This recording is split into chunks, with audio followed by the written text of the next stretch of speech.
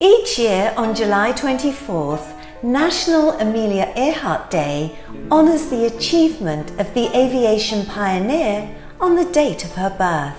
Amelia has set many flying records and championed the advancement of women in aviation. She became the first woman ever to fly solo across the Atlantic Ocean and the first person ever to fly from Hawaii to the US mainland.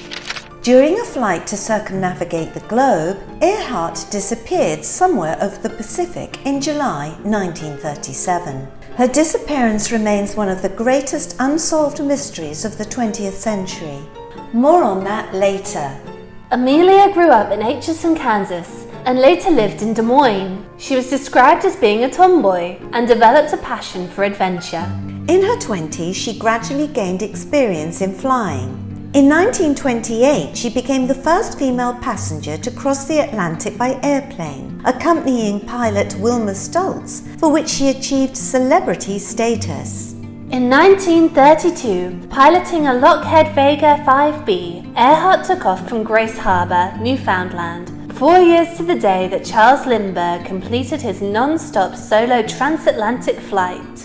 Throughout the flight, she faced many technical difficulties. Her goal was to land in Paris, France, but had to divert to Derry, Ireland. The flight was a success, and she became the first woman pilot to complete the journey. During her career, Amelia Earhart broke many other flying records. She also wrote several best-selling books about her flying experiences. She was also instrumental in forming an organization for female pilots called the 99s. She joined the Purdue University Aviation Department faculty in 1935 to counsel women on careers and to help to inspire others with her love for aviation. She was a member of the National Woman's Party and a supporter of the Equal Rights Amendment. Today, her successors continue to draw women around the globe to the world of aviation.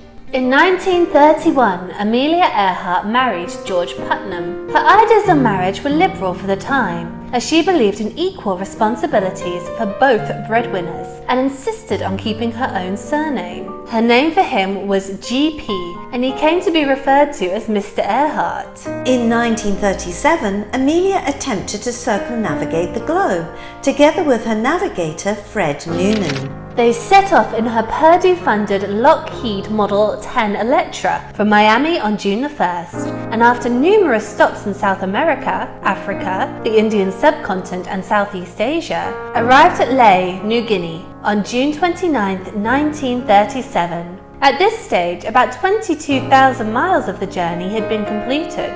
The remaining 7,000 miles would be over the Pacific. They departed from Lae, New Guinea on July 2, 1937, heading for Howland Island, a distance of 2,556 miles, the longest of the planned flight. The length was close to the maximum range of the plane, and the destination was a small island in a very large ocean. There are many theories about what happened to Amelia. Some believe she was a spy for the US government and was captured by the Japanese on Gardner Island. Others say she faked her death. The most plausible explanation is that Earhart and Noonan died at sea. The crash and sink theory is often the most widely accepted explanation of their fate. This was just 3 weeks before Amelia's 40th birthday. Amelia Earhart was inducted into the National Aviation Hall of Fame in 1968 and the National Women's Hall of Fame in 1973.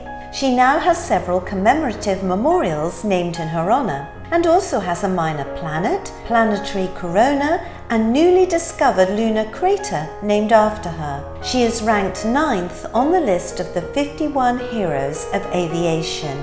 Thank you so much for watching. If you've enjoyed this video, then why not give us a like and hit subscribe to see more of our videos.